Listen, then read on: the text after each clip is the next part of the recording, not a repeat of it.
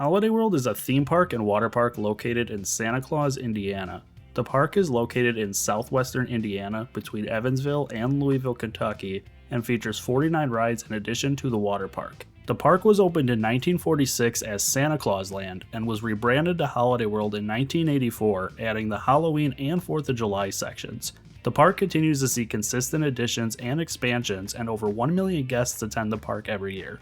In this video, I will be looking at everything the park offers and offering my final thoughts. The park contains 4 themed areas themed to the holidays of Christmas, Halloween, 4th of July, and National Hug-a-Cat Day. Christmas, Halloween, 4th of July, and Thanksgiving, along with the Splashin Safari water park. The park is very easy to navigate, making every area very easy to find. The one downside is that the layout does dead end in the Thanksgiving area, but that area was added in 2006, so that's a decent sacrifice to make. Onto the park appearance, simply put, the park is beautiful. The themed areas all stand out and are incredibly well done. It would be very easy to know what area of the park I was in just by the theming and scenery. There is a lot of trees and plants and greenery that really add to the appearance, and it was a fun experience just walking around the park and taking it all in. That being said, I do think some of the areas are better. Halloween, Christmas, and Thanksgiving are all well done, but 4th of July could use some work in my opinion, aside from the red, white, and blue and American flags all around. There is definitely some empty space lying around to improve the appearance of this area.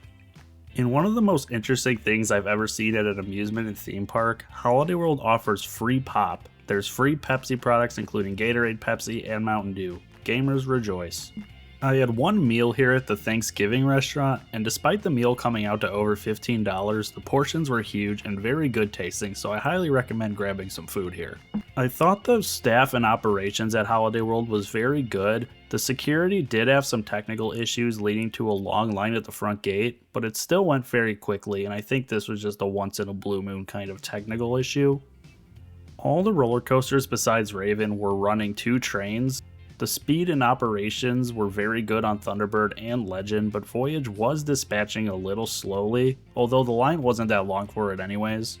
Overall, the staff and operations were nice and helpful enough that it helped the park experience. There was nothing really that went above and beyond that I recognized, but nothing bad enough to ruin the experience. Moving on to the non-roller coaster rides and attractions, Splashin Safari is Holiday World's water park, and it was a shame I attended in October when it was closed, as it looks like one of the best water parks you will find. The water park has 3 water roller coasters, which is almost more coasters than the dry park. And I hope my next visit here is during the summer so I can get to experience it. The park offers a decent collection of flat rides as well, and even a dark ride where you round up turkeys, but the line was really packed for that one, so I didn't get to experience it.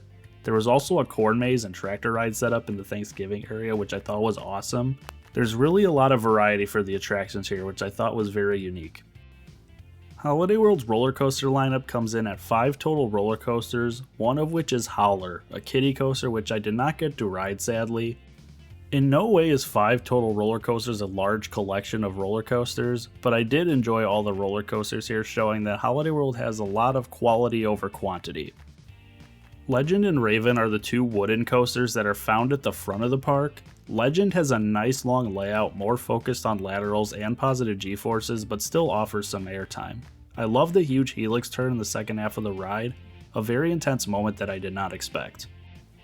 Raven was decent as well, but it's a shorter ride and ran a little rougher. Still a great wooden coaster though in my opinion.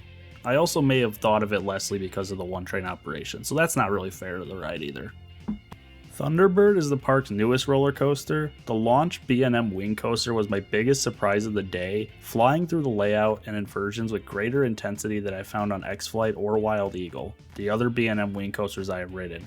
The layout is great as well, offering great variety of intensity and hang time, especially on the barrel roll finale before the brake run.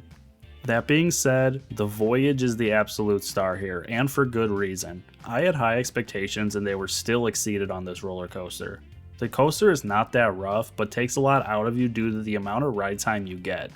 This is absolutely a bucket list coaster for any coaster fan out there. Word of advice though, if you do ride this during fall, you're going to get pelted with falling leaves, so be aware. I rode in the back and front and actually prefer the front as you feel the speed a lot more. Some tips for attending the park that I would offer up based on my first visit: do not be afraid to attend on a peak day. The park was packed when I was there, but it did not feel that way. The park is spread out very nicely and there are a lot of attractions to keep the lines tolerable. If it wasn't for Raven's one train operations, I would not have waited more than 30 minutes for a ride.